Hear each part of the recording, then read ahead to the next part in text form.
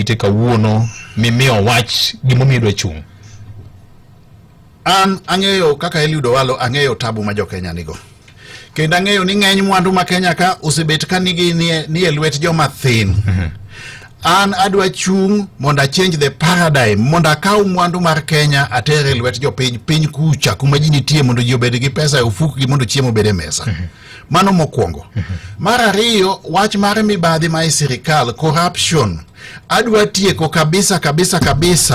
Kendo adwa hakikisha ni ane sirikanda abo make sure ni institutions machalo kaka EAC, CID tiyo tijegi without political what? Interference. Mangamo kwelo tichweyo. Ikai ni Kenya kai yudo ni ngamo kwelo, ngatu kwele national government kinyo uwok ondwa chungkanye, nodwa bet governor. Ngamo kwelo onego bed ni dhi dak committee. Oko kwel to uwok no dhi chung governor kata no dhi chung MP. Eni kwelo tidhi committee. Ya? Mana bwa hakikisha. Adwa sort out wach mar employment. Mar kijende gi joma nyiri. Kijende chandre. Adwa ni mondo watigi opportunities ma wan godo e weche ICT kod sport mondo wakonyi kijende, to kendo adwa ni mondo wakaw pesa watere lwet joma mine. Mogik, rule of law. Kaluwore gi katiba nyaka walu. Ok adwa tieko gimiluongo ni impunity. Wang teko ma yudo ni ka ng'ato kosebet telo kata ji manie telo kata ji manie ofise madongo owere gi weche constitution, otimo gik moko kaka ene motimo ang'owa kaka ene modwaro. Mano gima nyaka tieki. Ko an akwayo kama.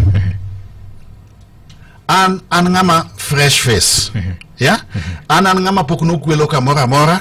An ngama ji ong'eyo ni an a performer kendo an ngama results oriented. Akwayo jo Kenya duto tete mondo wuog oko mondo unga lwedo mondo wadhi e ukombozi mar adek madwa telo neni mondo wagol jo Kenya e dhier manyaka chieng.